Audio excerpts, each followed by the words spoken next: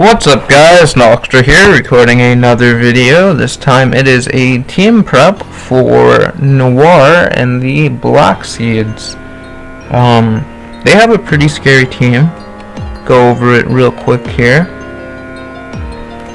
We've got Mega Glade, we've got Weavile, we've got Superior, we've got Salamence, we've got Chandelier, we've got Rotom Heat, we've got Meloetta, we've got Aerodactyl, we've got Jellicent, we've got Kling Klang, we've got Cypher, and we've got Smeargle. Now, I'm going to keep that on the screen for a second and talk about his team a little bit. This is a re-recording. I recorded it once, expecting that this battle would take a lot longer to actually have happen than it is going to. I should be having the battle in about half an hour, so that's good. But yeah, so Mega Glade, Weavile, Superior, Salamence, Chandelier. Those are the first 5 mons. They are really scary. Really scary. Most of them are really fast, hit extremely hard, can set up to some degree, sub-setup mons. 4 of them can be sub-setup mons actually. I fully expect him to bring Shadow Sneak Glade for the Victini. SD Shadow Sneak Glade does some work, especially like for Banette and for Banette in general. It does so much work. And then we've got the Weavile. Hits extremely hard, really fast. Outspeeds pretty much, well actually literally outspeeds everything on my team. Knockoff, stab, ice stab. It's really good. Superior, again, really fast, hits really hard. Might not bring it. I could definitely see him not bringing it because I've got Goodra, which is Sap Sipper and can bulk out Dragon Pulses for days, though he could bring a Dragon Tail variant. Yeah. And then we've got Salamence, who DDs up all day, gets Roost. I expect more of a bulky Salamence. Roost, Defog, Dragon Dance, Dragon Claws, something along the lines that I could see happening. Intimidate makes him way bulkier than he should be. He's got like 135 base attack or something, 100 base speed. He starts to get out of hand really fast if you let him get up DDs. All these mons can set up SDs, can set up Superior with the contrary Leaf Storms. Chandelier sets up Calm Minds and starts to destroy things. Did run a more bulky set. With Calm Minds, no, with Will-O-Wisp, sorry. So Littlum would be a pretty good counter. Goodra's a way better counter, because Will-O-Wisp is a thing, basically, unless I'm running a physical Goodra, which, spoiler alert, because of all the Will-O-Wisp users, I am running a special Goodra. Rotom Heat's there, bulky, levitate, quad ground weakness means nothing. Will-O-Wisp, I'm expecting a Shrek variant or a bulky Will-O-Wisp variant to deal with my Victini, mainly. Well, really, my Victini. It deals with Victini really well. The Meloetta's there. It's really scary. I'm not prepped for it. If he brings it, I'm gonna poop my pants. It's literally in... I don't know which form's which. In the fighting form, it's literally faster than a Weavile. And has stab close combat. That is scary. Especially if you look at my team. That is scary. We might not be able to deal with it. We'll have to see what happens. We've got Aerodactyl there. I'm expecting if he brings it, a lead rocker, sort of defog, sort of tailwind, sort of thing. Not too scary. He could bring offensive. It's really fast and it's really hard. Well, what's his attack? 115, 90, maybe, something along those lines. Just double check here. Arrow has a 105 base attack stat, so nothing to scoff at for sure. But its bulk is just not there at all. We've got Jellicent, which is super bulky. Let's actually double check its bulk too. Pretty sure it's something like 100 base, yeah, 100 HP, 70 defense, which isn't a lot, but it gets Will-O-Wisp, and then 105 speed death. So, especially on the special side, it can be really, really bulky. So we gotta watch out for that one. Kling, another setup submon. Shift gear, I think, is the attack, raises its speed by 2 and its attack by 1, which is kind of terrifying. We've got ways to deal with it though, so hopefully it won't be a big problem. Hopefully. Fully expect him if he brings it gear grind plus wild charge plus sub plus gear, shift gear or whatever. That's what I'd expect. That's the main reason why, if you were paying attention in the beginning, Manphy is not on the squad. Yeah. So, Kling. And then the last two are Scyther and Smeargle. Scyther's not that scary, quad weakness to rock. If you've been paying attention, I'm sure I've already said it, but if you've been paying attention, there's literally 6 Pokemon that are weak to rock on this guy's team out of 12, so I'm expecting him to bring at least 3, if not more, probably 3 or 4 rock weaknesses. So rock's a really important typing to have all over my team, and as you'll see, it is literally all over the place. Okay, so that's Scyther. I mean, like, Choice Band, Stuff, Evilite, Stuff, Quick Attack, Bug Bite, Wing Attack. It's definitely not slow. It's definitely not weak either, I don't think. I think the difference between Scyther and Scizor is the bulk. Yeah, 110 attack and 100. It's actually not that bad bulk either. What's Scizor's stats?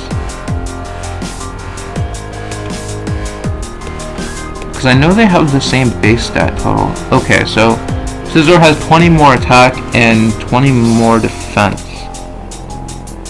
And 40 less speed. That makes sense. Okay, and then Smeargle is obviously more of a lead setup, sleep sort of mon, for the most part, usually. Can be like baton pass sort of mon, which is kind of scary. Cincino handles it really well, but if Cincino's not out on the field, it can be scary for sure. It can be scary. That Sash is really annoying. And it gets Dark Void. I mean, it gets everything, so. Let's go over my team now. Well, that's better. It took me 20 minutes to go over his team the first time. So yeah, so first up, we've got the Cincino. Princess the Cincino. Princess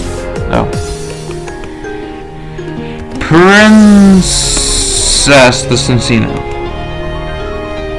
Female Cincino.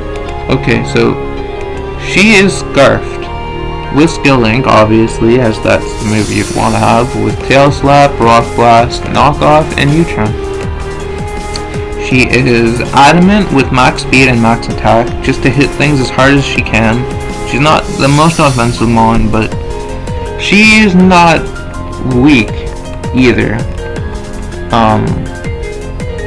Yeah, so max speed allows me to outspeed anything barring Scarfed Mons and outspeed +1 Salamence, which is really good. Put the 4 in defense, it doesn't really make a difference. Just maybe survive a Ice Shard when it wouldn't otherwise. I don't know. Tail Slap hits everything other than the Kling, and the Ghost types. Rock Blast hits a lot of things for super effective damage. Knockoff's really good utility, and U-Turn is to prevent me from losing all my momentum if I have to go into this and it's a bad time.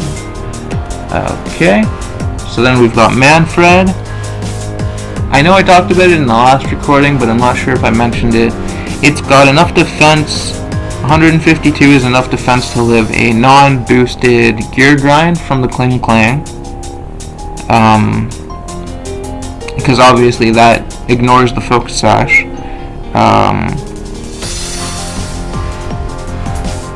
Barring rocks, obviously. It's got fully into attack. The rest of his bulks and Spadef because we don't need speed on this thing.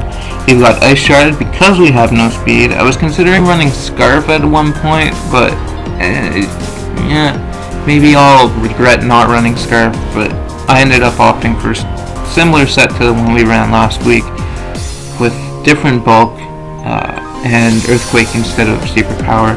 So Earthquake for obviously strong stab and to hit the Kling Klang, Knock Off for utility, Ice Shard for like hitting stuff like Superior and Salamence that outspeed me and for a lot of damage. Same with the Aerodactyl and the Scyther. Just looking at the ice weaknesses on his team. And then Stealth Rock is super important because he's got 6 rock weaknesses, so obviously having residual rock damage is going to be really good. Sash to live any one hit other than the gear grind obviously goes without saying. Okay, so we've got Hoodlum next up, AV Intimidate. Took me a while to decide what set I wanted to run. This is just kind of maximize bulk and hit as hard as I can. We've got the Knock Off, Drain Punch, Ice Punch, and Dragon Tail, allowing me to hit everything on his team for super effective damage other than the Mega Gallade and the... there's one other one, Rotom Heat. Yeah, Rotom Heat. We've got Dragon Tail for any obvious switches he wants to make.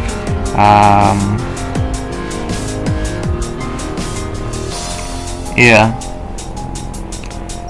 Knock Off prevents Mega Gallade from setting up subs if we have to, well, we're not going to switch into the Mega Gallade on anything.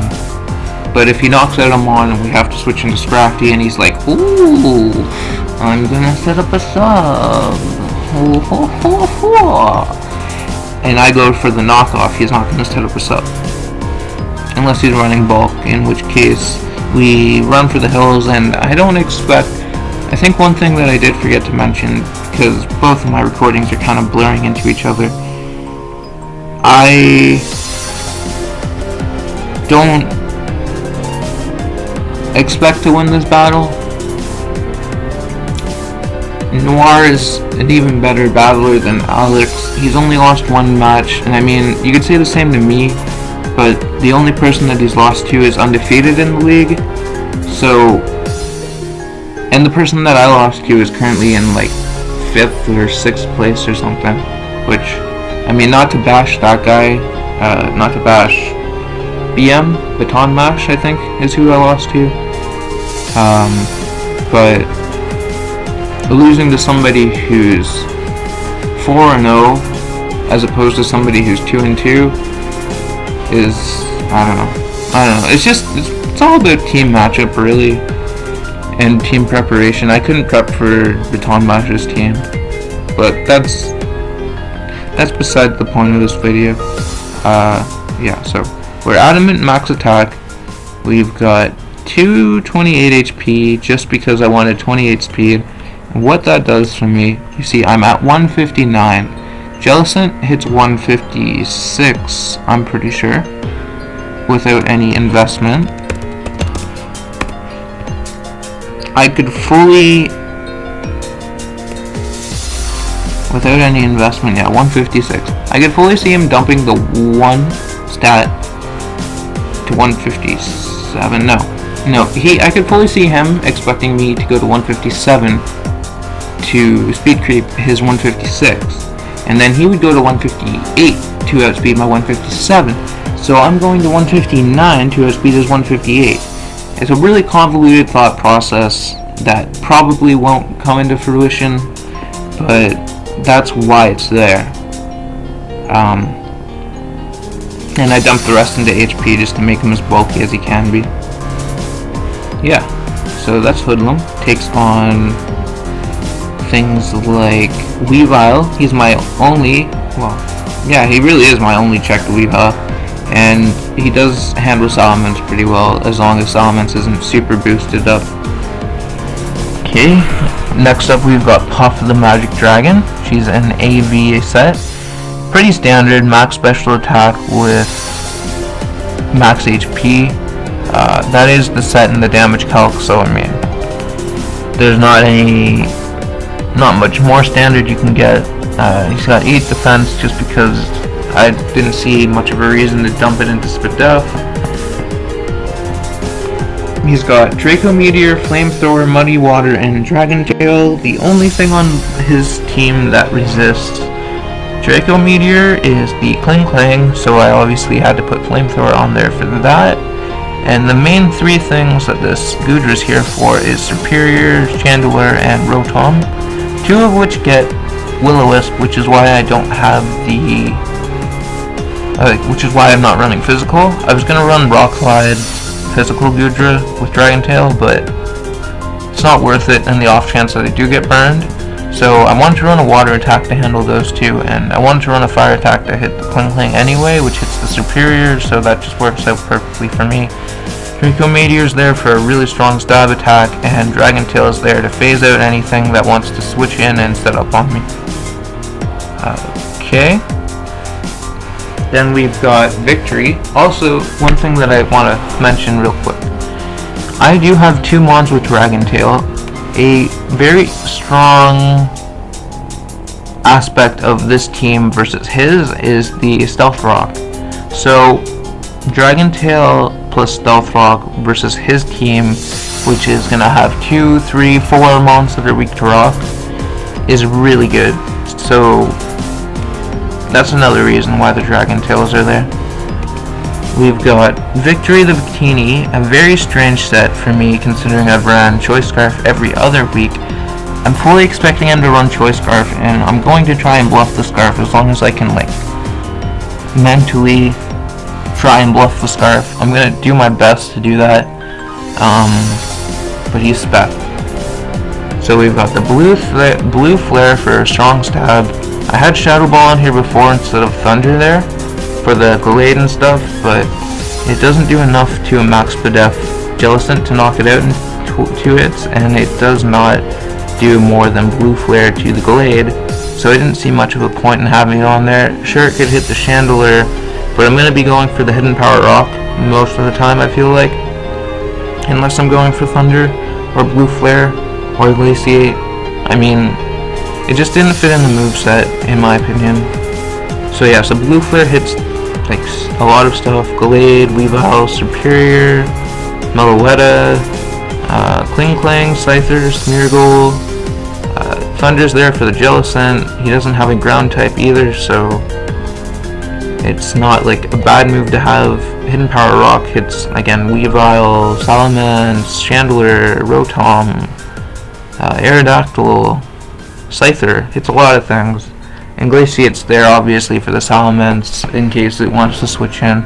I'm not going to be switching in this Victorini on the Salamence because, well, I mean I could. I honestly could because he would switch out and that would be a good way to bluff the Scarf. But it's tricky. Yeah, so as you can see, I don't outspeed the Salamence because I'm not running max speed. I could be, but this Spadef allows me to live a neutral and +2 timid Superior's Leaf Storm. So I can switch it in as long as rocks aren't up, get hit by the Leaf Storm, does like 30% or something, and then it's at +2, it hits me again, does like 62, I go for Blue Flare, and goodbye Superior.